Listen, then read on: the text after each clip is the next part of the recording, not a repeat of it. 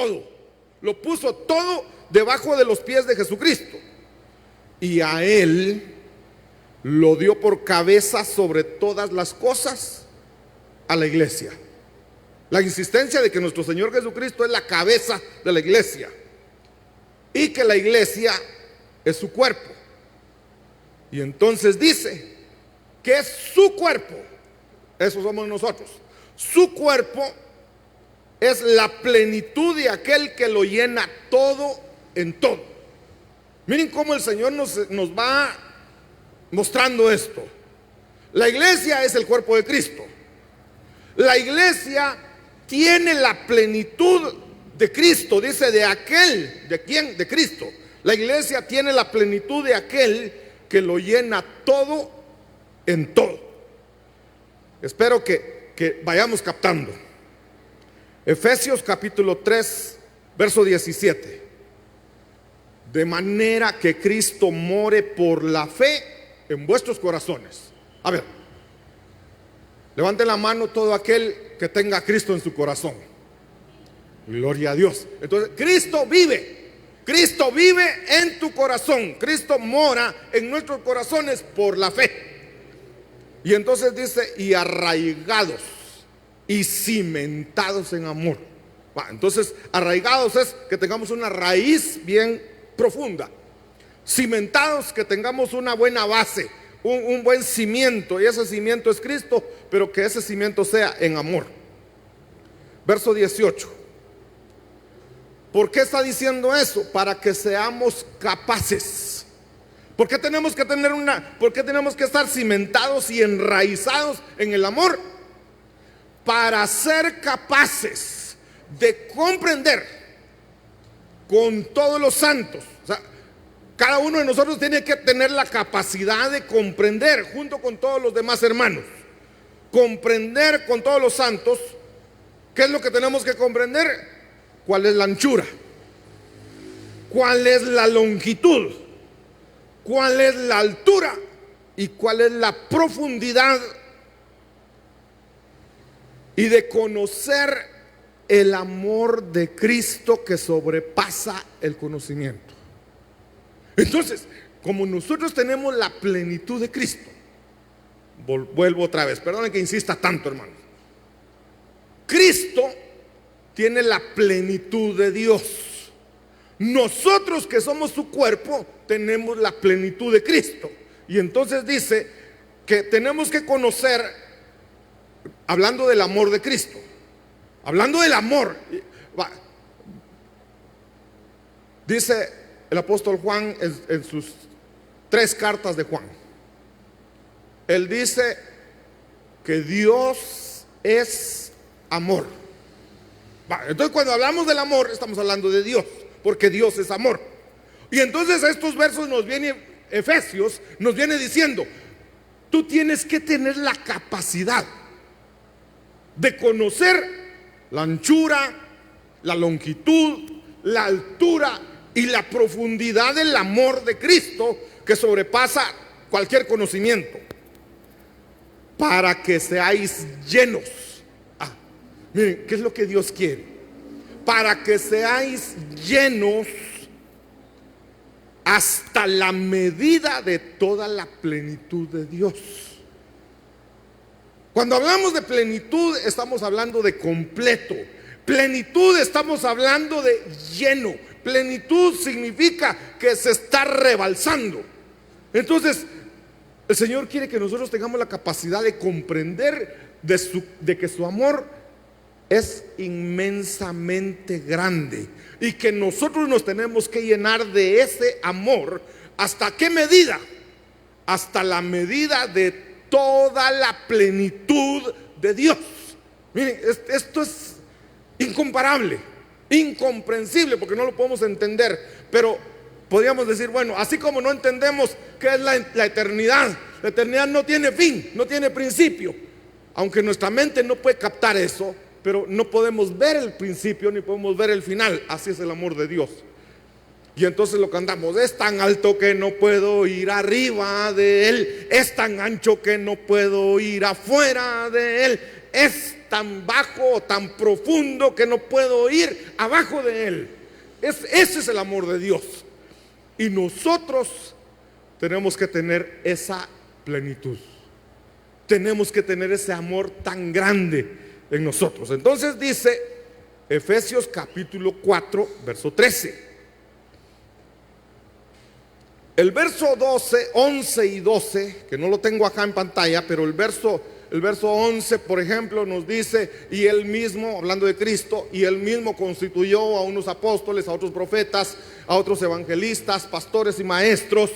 Y el verso 12 dice para capacitar a los santos. Y aquí el 13 dice hasta que todos lleguemos, todos nosotros, toda la iglesia en general en todo el mundo, hasta que todos lleguemos a la unidad de la fe, del conocimiento pleno, otra vez plenitud, del conocimiento pleno del Hijo de Dios, a la condición de un hombre maduro. Hermanos, ¿cuántos maduros hay aquí? Ya maduramos. No estoy hablando de edad, madurar espiritualmente. Hasta que todos alcancemos esa madurez, alcancemos el nivel de un hombre maduro. ¿Cuál es ese? Y la pregunta sería, pero ¿cuál sería la medida? ¿Quién es un hombre maduro? Porque entonces, yo tengo que llegar a ser un hombre maduro. Pero la pregunta es, ¿quién es un hombre maduro? Y entonces nos ponemos, yo digo que yo ya soy maduro porque ya soy así. Antes era así, ahora ya soy así y ya no hago lo mismo que antes. Sí, has madurado. Pero ¿cuál es el límite? ¿Con quién nos tenemos que comparar para ver si somos maduros o no? Entonces aquí nos dice, a la medida, está hablando de la madurez, a la medida de la estatura.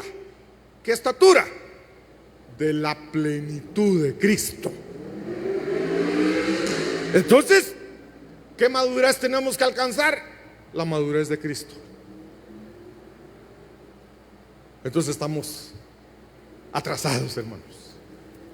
Nos falta mucho. Entonces, hermanos, como nos falta mucho, el Señor dice, bueno, tienes que alcanzar la plenitud. La iglesia tiene que tener la plenitud de Cristo. Pero esa plenitud está tremenda, hermanos. Entonces dice el verso 14: ¿por qué tenemos que alcanzar la madurez de la plenitud de Cristo? Para que ya no seamos niños. Un niño, dice acá, es sacudido por las olas y llevados de aquí para allá.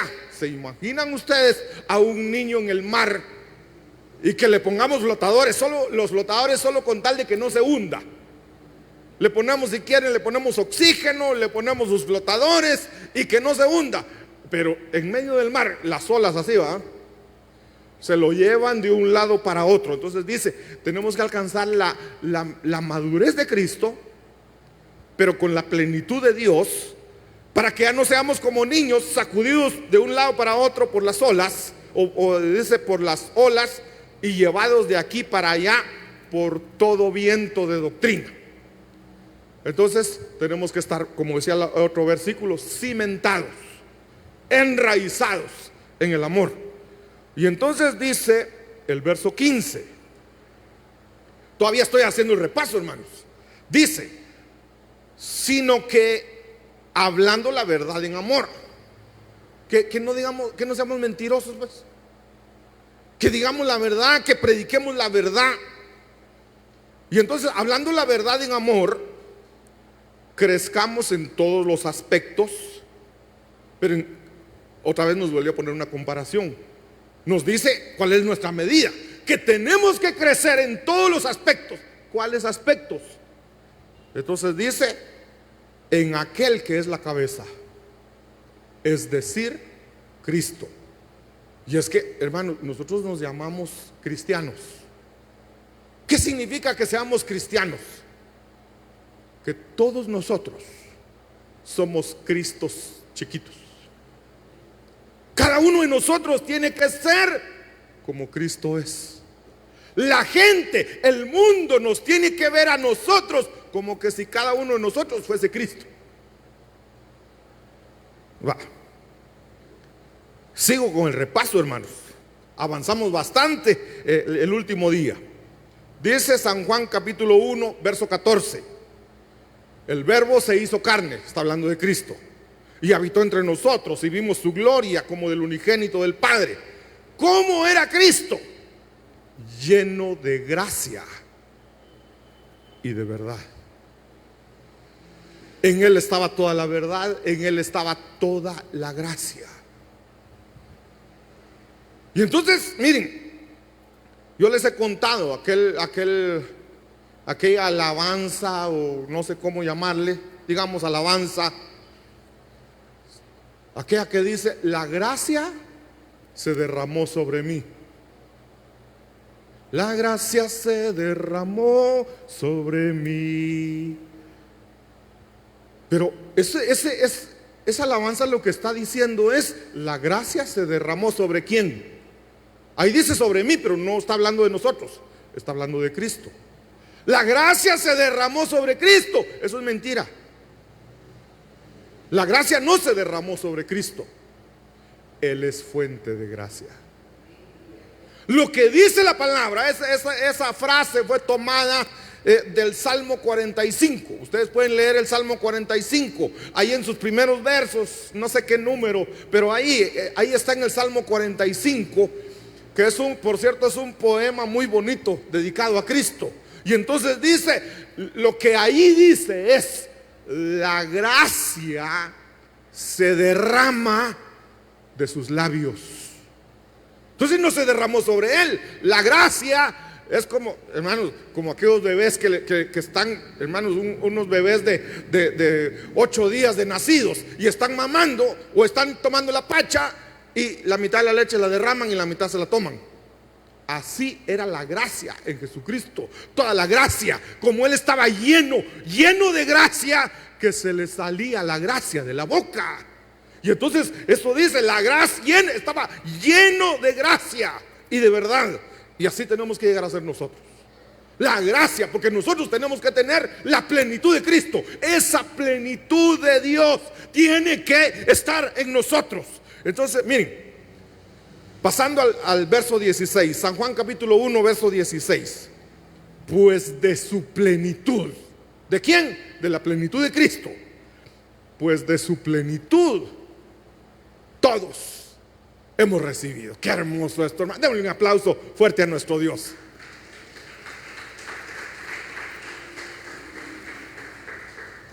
Miren que para poder hacer este resumen, eliminé un montón de versos de los que prediqué el martes hace 15 días, pero con los pocos que hemos leído, que eliminé más de la mitad. Miren, dejaba uno, eliminaba 4. Eliminaba uno, eliminaba 4 y dejaba uno. Al revés lo estaba diciendo, ¿ah? Dejé un verso y eliminaba 4. Voy a dejar este otro, eliminaba un montón. Pero los pocos que hemos visto, hermanos, es cómo Cristo está lleno de la plenitud de Dios. Y entonces todavía tengo más. No, los demás ya los eliminé.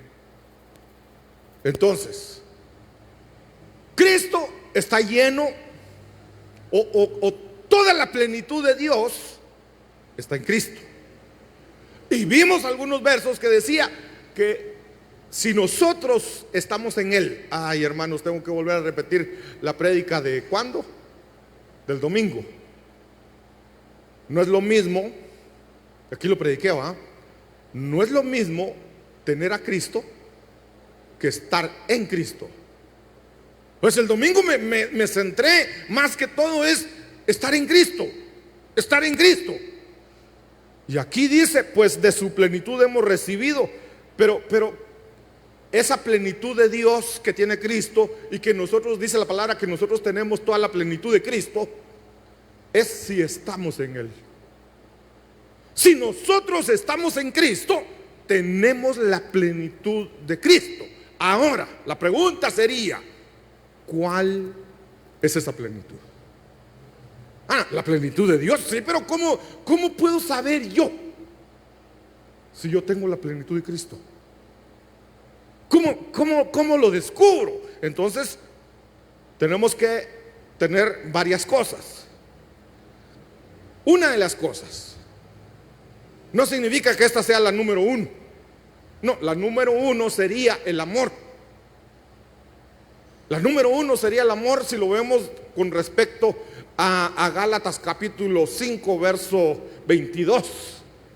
Porque entonces Gálatas 5, 22 dice, el fruto del Espíritu es amor, gozo, paz, paciencia. Entonces el amor, porque Dios es amor. Entonces, pero aquí tengo esta, plenitud de gozo. ¿Se recuerdan una alabanza que habla de plenitud de gozo? Solo en su presencia hay plenitud de gozo. Miren pues, plenitud de gozo. Salmos capítulo 16, verso 11. Aquí ya no hay repaso, hermanos. Aquí ya es mi tema de hoy. Entonces dice, Salmo 16, 11. Me darás a conocer la senda de la vida. Me vas a enseñar el camino, me vas a dar a conocer por dónde debo caminar. En tu presencia hay plenitud de gozo. Si tú estás en la presencia de Dios, tienes que estar lleno de gozo. No se trata de si te va bien, vas a estar gozoso. No, es si estás en la presencia de Dios. Por ejemplo, le dice Dios a Abraham: camina delante de mí. Lo que le está diciendo es: quiero que camines en mi presencia. Entonces, el que está en la presencia de Dios, no el que está ahí arriba, sino el que tiene puestos los pies en la tierra. Pero está enfrente de Dios. ¿Cómo puedo estar yo enfrente de Dios? ¿Cómo puedo estar yo en la presencia de Dios? Si estoy en pecado, no voy a estar en la presencia de Dios. Por eso le dicen a Abraham: camina delante de mí. ¿Y qué más le dice? Y sé perfecto. Sé perfecto. Entonces va Moisés y mira una zarza ardiendo, y Moisés dice: voy a ver qué está pasando, por qué está ardiendo esto. Veo que tiene ratos de estar ardiendo y no se quema. Entonces Moisés empieza a acercar, se acerca y entonces cuando Moisés ya se va acercando, Dios le habla desde la zarza y le dice: Moisés, Moisés, no te acerques más, quítate el calzado, porque el lugar donde estás santo es. Entonces estás en la presencia de Dios, pero tu caminar es chueco, tu caminar es sucio, tu caminar no es perfecto. Quítate las sandalias, cambia tu caminar. Entonces vamos a estar en la presencia de Dios, pero tenemos que caminar en santidad. Y el que camina en santidad, entonces ya, el que camina en santidad va caminando en la presencia de Dios. Y si estamos en la presencia de Dios, vamos a tener gozo completo. Nos vamos a llenar de gozo, que no hay para pagar la renta y que yo estoy gozoso. Este gozo nadie me lo va a quitar. Entonces sí vamos a poder cantar: este gozo no va a pasar. No va a pasar, ¿verdad? No va a pasar el gozo, porque mi gozo no depende de lo que está pasando a mi alrededor. Mi gozo depende de que estoy en la presencia de Dios.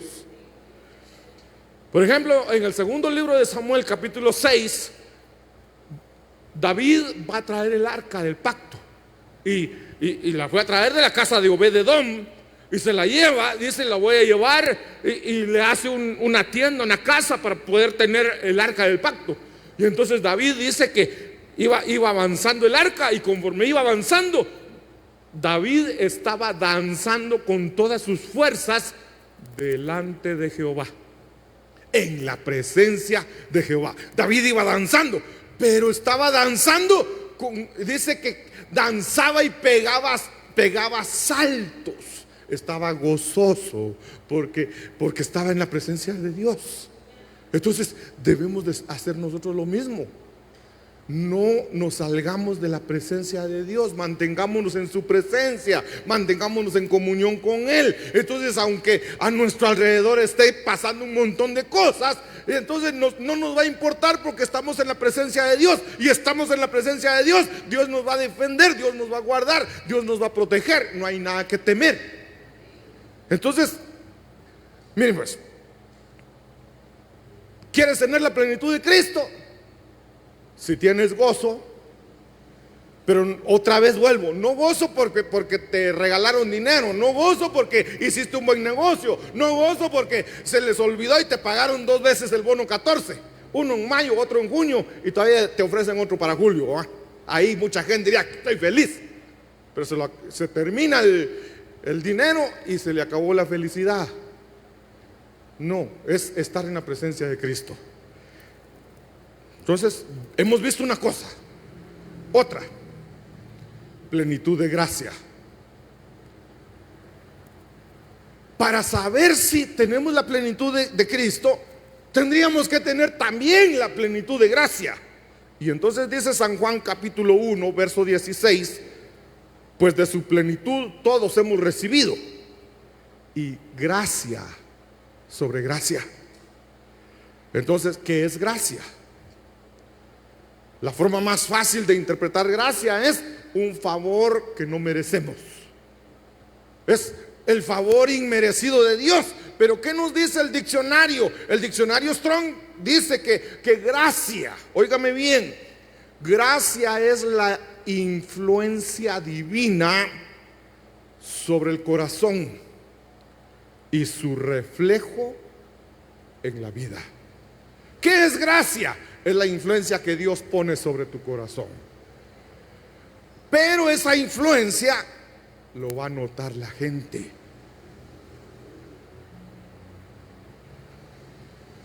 Entonces, hermano, qué bonito es tener influencia. ¿Alguno ha disfrutado alguna vez lo que es tener influencia? ¿Cómo se los explico? Alguien va al Palacio Nacional y ahí hay una reunión de todos los presidentes de Latinoamérica, desde Alaska, Canadá, Estados Unidos hasta Chile. Todos los presidentes se van a reunir ahí, aunque no lo harían ahí, ¿verdad? Pero digamos que ahí lo hacen. Y entonces dice uno, bueno, yo quiero ir a ver, quiero estar presente en esa reunión a ver de qué van a hablar. Si llegamos, ni nos dejan acercarnos a la puerta siquiera, porque hacen un cordón policial, sale el ejército, todos los guardias, toda la seguridad, y no nos dejan pasar. Pero si alguien dice, mire, aquí tengo mi carnet, y en su carnet dice que es el asesor del presidente, ¿qué creen que van a hacer los policías? Que pase. La influencia, el cuello, pues. Así le llamamos nosotros aquí, ¿verdad? Que tiene cuello. Tener influencia es tener cuello. ¿Pero con quién? Tener cuello con Dios. Entonces el que tiene la influencia divina, cualquier cosa se le facilita. Y entonces dice que se va a notar, porque dice que es la influencia, es la influencia divina sobre el corazón y su reflejo en la vida. Se va a notar, hermano. La gente va a notar. Y ese se tiene una influencia. Ese se mete donde quiera. Pero tenemos que tener eso. Entonces, gracia sobre gracia. Tienes influencia. Tienes el favor de Dios. Gracia, veámoslo de otra manera. Gracia es un regalo. Tienes el regalo de Dios. Tienes la bendición de Dios. Pero ahí dice gracia sobre gracia. ¿Qué será gracia sobre gracia entonces? Ni te has terminado de disfrutar un regalo y ya te están dando otro. Es regalo tras regalo, regalo tras regalo. Así es Dios con nosotros. Eso es tener la plenitud de gracia. Otra plenitud, plenitud de fe. ¿Qué sería de nosotros, hermanos, si usáramos eso? Si el Señor dijo, si tuvierais fe del tamaño de un grano de mostaza. Un granito de eso se pierde en la yema de los dedos, sin necesidad de apachar tanto, suavecito, y se perdió el granito ahí. Si tuvierais fe de ese tamaño, diríais a aquel monte, pásate al mar, y el monte se iría a pasear allá al puerto San José. Si tuvierais fe de ese tamaño. Y aquí dice que si nosotros tenemos la plenitud de Cristo, tenemos plenitud de fe, estaríamos llenos de fe. Entonces miren pues, Hebreos capítulo 10 verso 22. Acerquémonos con sincero corazón en plenitud de fe. Acerquémonos a Dios con un corazón sincero, pero con una fe completa. Y entonces dice, purificados los corazones de conciencia mala y lavado el cuerpo con agua pura. Les voy a mostrar este verso en la Biblia de lenguaje sencillo. Y dice de esta manera: por eso, mantengamos una amistad sincera con Dios. Seamos amigos de Dios. Y entonces aquí está la fe plena, teniendo la plena seguridad de que podemos confiar en Él. Una plenitud de fe es estar totalmente convencidos que podemos confiar en Dios. ¿Cuántos pueden confiar en Dios?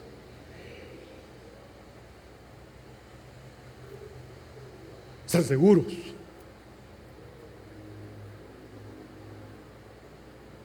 Miren que confiar en Dios no es fácil. Fácil decirlo,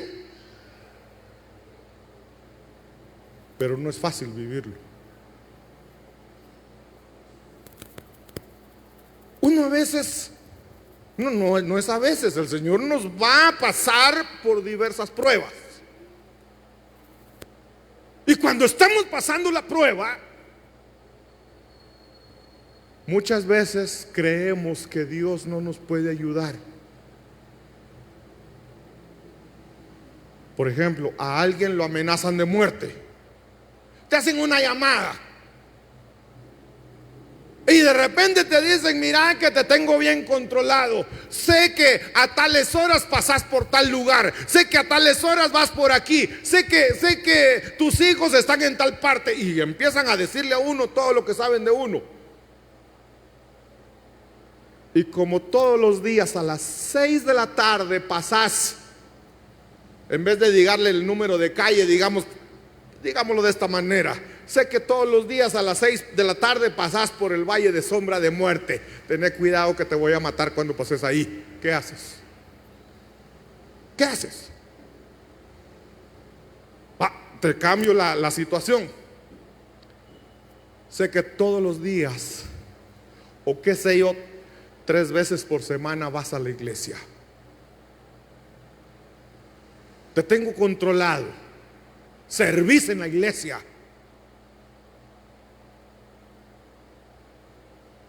Le voy a poner viernes para que nadie salga afectado. El viernes que vayas a la iglesia te voy a estar esperando 2 cuadras antes de llegar a la iglesia y te voy a matar. ¿Qué haces? ¿Vienes a la iglesia? ¿Vendrías a la iglesia el viernes? Si sabes que ese viernes te van a estar velando cuando vengas a la iglesia. Cualquiera diría: lo siento mucho, yo ya no voy a la iglesia porque me amenazaron de muerte si vuelvo a ir. Eso le pasó a Daniel. A Daniel le dijeron: sabemos que orás todos los días 3 veces al día. Le dijeron al rey: rey, haz una ley que en 30 días nadie pueda orar a ningún dios. Y si alguien desobedece la ley, que sea echado al foso de los leones. ¿Y qué hizo Daniel? Siguió orando 3 veces al día, como solía hacerlo. Y entonces lo vieron que estaba orando. Ya lo cachamos. Y fueron donde el rey: oh rey, hay un hombre que ni siquiera es de este país, es un extranjero, que no te hace caso, te desobedece. ¿Cómo que me desobedece? Sí, no te obedece. Las leyes que tú tienes no las obedece. Él sigue sus leyes de su país. Tráiganlo para acá y échenlo al foso de los leones. Cuando se da cuenta es Daniel. Y entonces le dice a Daniel: mira, Daniel, de seguro lo tenía como un gran personaje, alguien importante, alguien que era fiel. Entonces no lo quería meter al foso de los leones. Mira, Daniel, hazme favor, renuncia a tu Dios solo por 30 días, ya te quedan 28 días, ¿por qué no renuncias? Y después puedes seguir orando si querés, pero renuncia a tu Dios estos días para no tener que echarte al foso de los leones. Y Daniel dice: yo no voy a dejar de orar a mi Dios. Pues échenlo al foso de los leones. ¿Qué hubiéramos hecho nosotros? Ay, que lo siento, Señor, pero voy a echar unas vacaciones de oración en estos días, porque es mi vida, Señor. Yo no me voy a arriesgar. Eso es no tener, como dice ahí, una plena seguridad de que podemos confiar en Él. Y entonces así lo podemos hacer de diferentes formas aquí. ¿Confiamos en Él?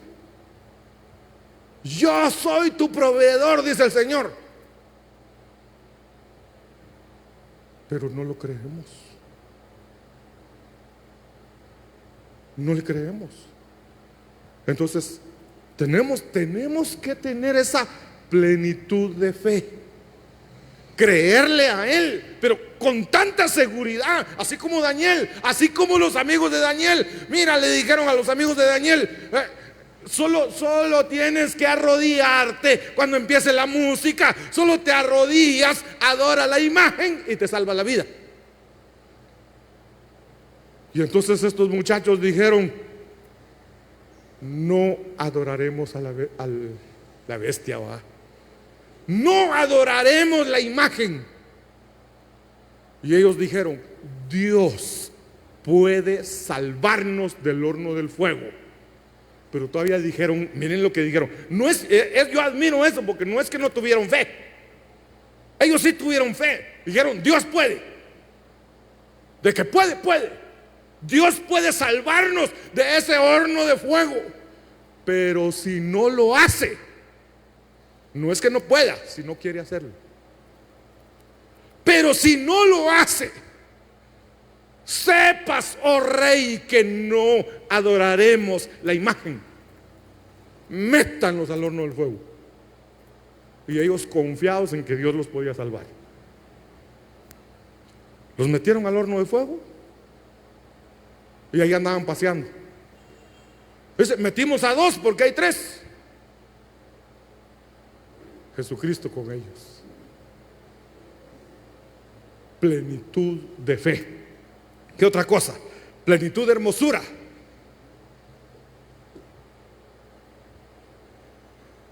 ¿Alguno aquí se siente plenamente hermoso? Ninguno. Ay, Dios mío.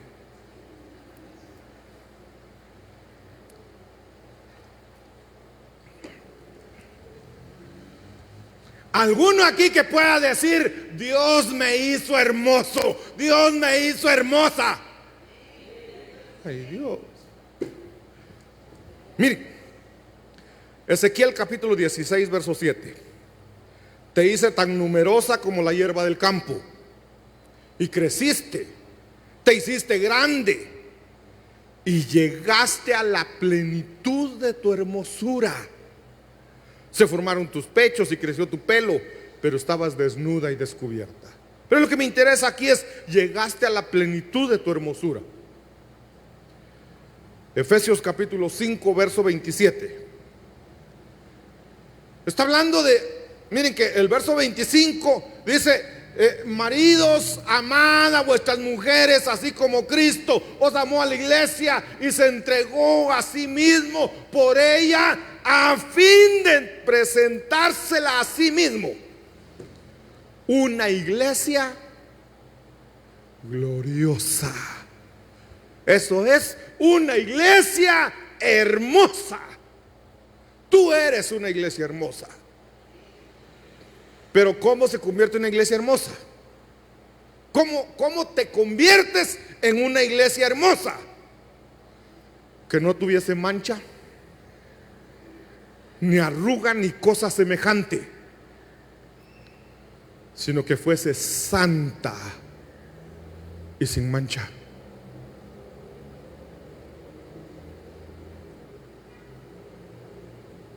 ¿Qué hacen las patojas cuando tienen su primera cita?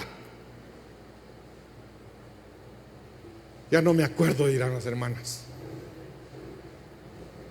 No, y depende cuántos años tiene, ¿va? ¿Qué hacen las patojas de este tiempo si les toca su primera cita y les salió un barro por aquí? Va, pongámoslo más bonito, aquí. ¿Qué hacen?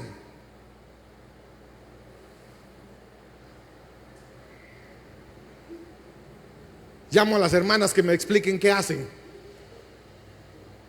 Miren que consiguen piedrín y arena y se echan repello.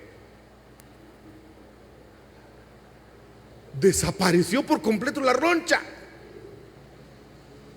Le salió una manchita aquí. Ay, Dios mío. Pasan una brochita ahí y eso, no hay nada. Sin mancha. Eso es sin pecado, ni arruga. Eso ya es costumbre de cometer pecado. Que fuese santa. ¿Quieres ser hermosa? Busca la plenitud de la hermosura, pero sin mancha, ni arruga, ni cosa semejante, sino que fuese santa y sin mancha. Busca la santidad. Busca la santidad. Dice Apocalipsis 21, verso 2.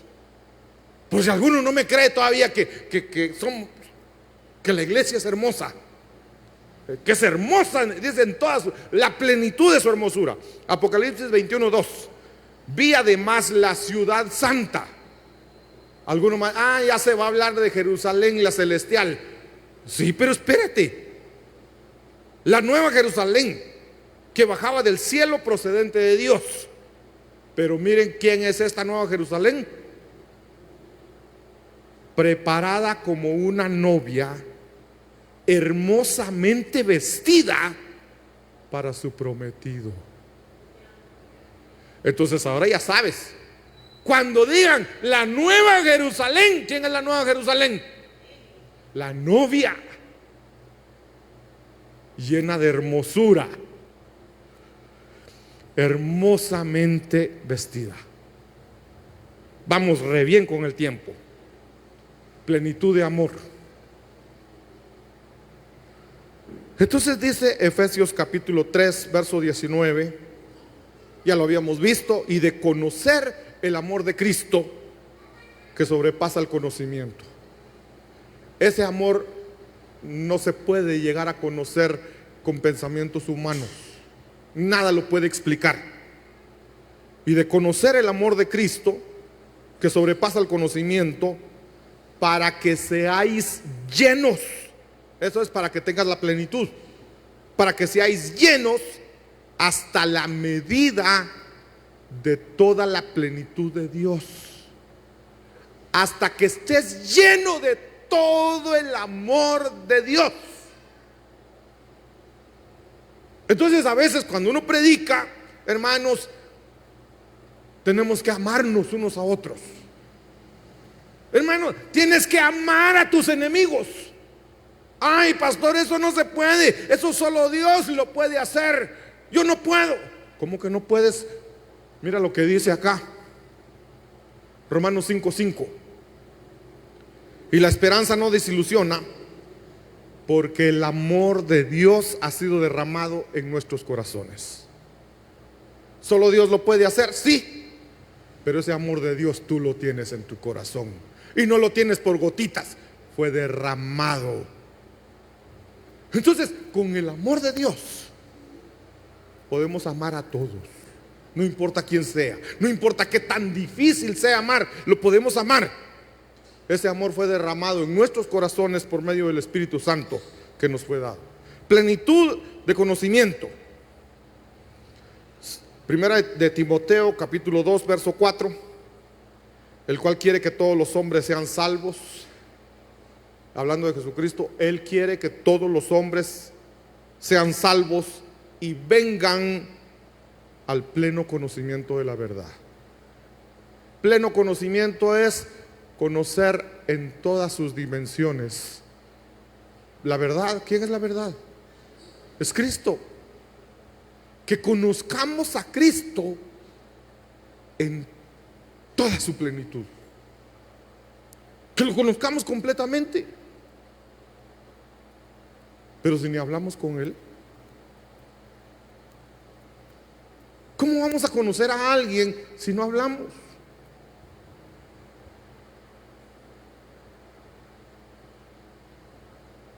A ver, los mayores, vamos a ver. No, mejor no los mayores. Los que ya no viven en la casa de su mamá.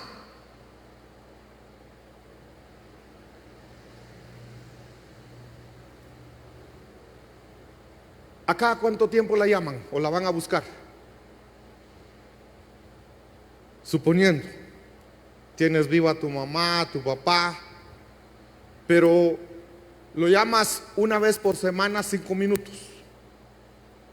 ¿Los conoces todavía? Ah, sí, no. Recuerdas algunas cosas porque viviste con ellos. Pero ¿sabes cómo se siente hoy? ¿Sabes qué penas, qué preocupaciones, qué problemas tiene hoy? Yo la llamé hace 15 días. Ay Dios, ya pasó eso. Si no hablamos con Cristo todos los días, ya no lo conocemos como Él es. Entonces tenemos que hablar constantemente, comunión. Miren lo que dice Job: he sabido de ti solo de oídas. Entonces eso mucha gente lo puede decir. Yo conozco a Cristo porque el pastor ha hablado un montón de Él. Yo conozco a Cristo porque hay muchas alabanzas que hablan de Él. Yo conozco a Cristo porque oigo a muchos predicadores. Eso te han contado. Pero miren que hace años había una radio que pasaba noticias y decían ellos que no le cuenten, que no le digan, porque a lo mejor le mienten. No sé cuántos lo recuerdan. Todos los días a las 6 de la mañana sonaba eso: que no le digan, que no le cuenten, mejor escúchelo primero no les voy a decir por dónde.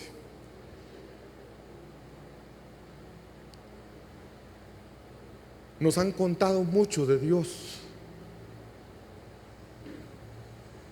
pero Job dice: yo a ti te conocía de oídas porque me habían contado de ti, pero hoy, ahora mis ojos te ven. Cuando lo vio, Que no tengamos que pasar una prueba como la de Job para poder decir eso. Que podamos decir: Señor, ahora te conozco porque hablo todos los días contigo y ya me hace falta hablar más. Plenitud de conocimiento, plenitud del Evangelio. Romanos capítulo 15, verso 19: con el poder de señales y prodigios en el poder del Espíritu de Dios, de manera que desde Jerusalén y por los alrededores hasta el Ilírico he predicado en toda su plenitud el Evangelio de Cristo. ¿Cuánto has predicado el Evangelio? Evangelio son buenas nuevas. ¿Qué tanto has llevado buenas nuevas? O lo peor de todo podría ser, lo contrario de esto podría ser que solo lleves malas noticias. Hay mucha gente que le gusta hablar de malas noticias. Ay, ya se dio cuenta que le subieron al pollo. Ay, ya se fijó que mataron a fulano. Lleva buenas noticias. Deja de ser portador de malas noticias. Plenitud del Evangelio. Plenitud de abundancia. Job capítulo 20, verso 22: en la plenitud de su abundancia estará en estrechez. La mano de todo el que sufre vendrá contra él. En la plenitud de su abundancia. Recuérdense, plenitud es estar lleno, es rebosando, que se está rebalsando, si quieren así, de abundancia. ¿Cuánta abundancia tienes? Tenemos que tener abundancia de gozo, abundancia de paz, abundancia de amor.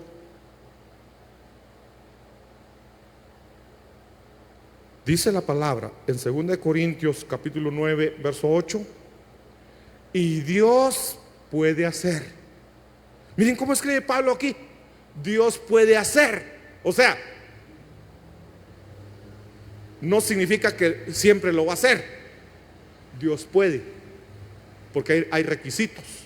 Dios puede hacer que toda gracia abunde para vosotros, a fin de que, teniendo siempre todo lo suficiente en todas las cosas. Dios puede hacer que abunde toda gracia en ti para que tengas abundancia de todo. Pero entonces dice que tengamos esa abundancia para toda buena obra. Aquí ya nos puso fea la cosa. Dios quiere darte abundancia de todo. El requisito es que cuando el Señor te empiece a dar, que empieces a repartir. Entre más repartes, más recibes. Dejas de repartir y dejas de recibir. Por eso dice: Dios puede hacer. Porque si no repartes, ya no lo hace. Entonces, muchas veces depende de nosotros abrir o cerrar la puerta para la abundancia. Mis hermanos de alabanza, por favor.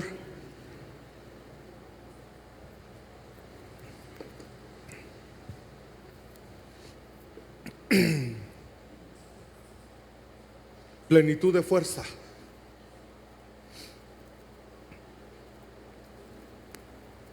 ¿Quién es este que viene de Edom, de Bosra, con vestiduras de colores brillantes?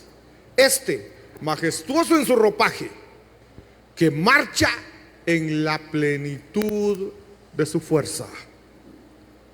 Y entonces dice la respuesta: soy yo que hablo en justicia, poderoso para salvar. Nuestro Dios, nuestro Señor Jesucristo. ¿Quién es el que marcha con plenitud de fuerza? Cristo. ¿Quiénes tienen la plenitud de Cristo? La iglesia. Plenitud de bendición. Si eres veraca, eres bendición. Romanos capítulo 15, verso 29. dice el apóstol Pablo, y sé que cuando vaya a vosotros, iré en la plenitud de la abundancia de Cristo. Entonces, que la plenitud de la abundancia de Cristo esté contigo. Que esa abundancia de bendición esté contigo. Inclina tu rostro y meditemos.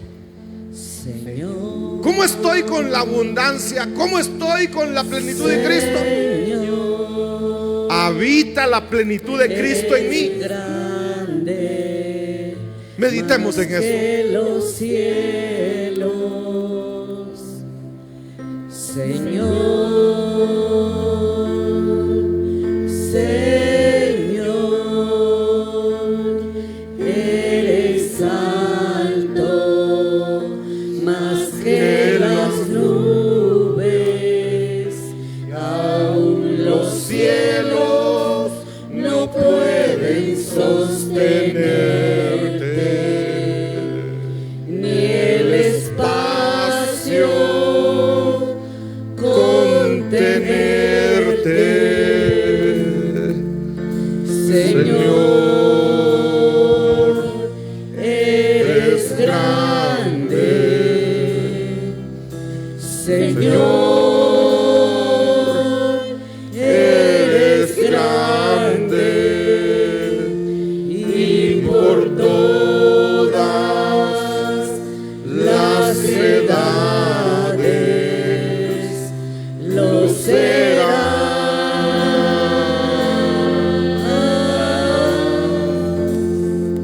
Y aún los cielos no pueden sostenerte,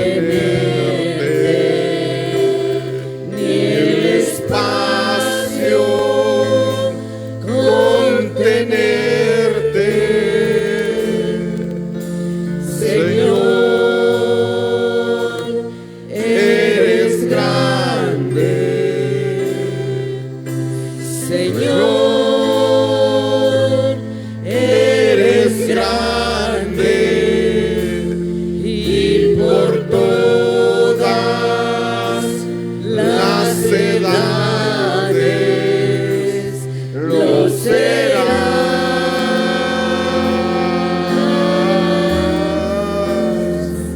Y aún los cielos no pueden sostenerte, ni el espacio contenerte, Señor, eres grande, Señor, eres grande, y por todas las edades lo serás.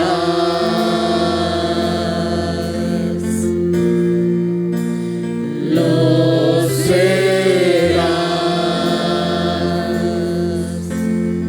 Lo serás. Lo serás. Gracias, Señor. Gracias. Gracias por tu palabra, Señor. Yo quiero preguntar si hay alguien entre nosotros que desea reconciliarse con el Señor. Si hay alguien que quiera reconciliarse, que levante su mano para que oremos por ti. ¿Habrá alguien, mis hermanos?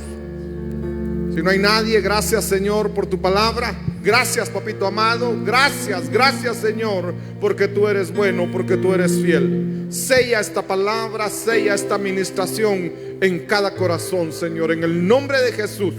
Amén, amén y amén. Gloria a Dios. Quiero comentarles, mis hermanos, dale fuerte el aplauso a nuestro Dios. El día, miren, no se les va a olvidar porque es el Día del Padre. Martes 17 de junio. Estamos casi a 20 días. Martes 17 de junio vamos a hacer una actividad especial. Es el día que se había estado anunciando, se ha anunciado un par de veces que no se había puesto fecha. Es el día que todos nosotros vamos a participar y vamos a dar, es prácticamente como dar un testimonio. Yo lo quiero ver de esa manera. Como dijo Job, de oídas te había oído, pero hoy mis ojos te ven. Es, ¿quién es Dios para ti?